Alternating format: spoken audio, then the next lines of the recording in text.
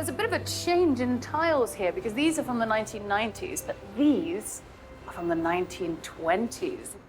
And the color scheme for these stations was a kind of darker and slightly more glamorous color scheme that had been seen on the Underground before. Those sort of deep aubergine, blacks, grays, greens, blues, very much of the time, and all designed by Charles Holden, the legendary architect.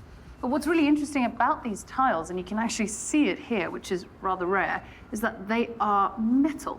Up until that point, all of the tiles in the Underground would have been ceramic or glass. Now, the reason for using metal is, well, of course, if you drop them, they don't crack, but also they're very lightweight. Now, the problem with metal is that it does rust, so they're maybe not as durable as they originally thought, but it's always fun to see that magnets are still attracted to this metal.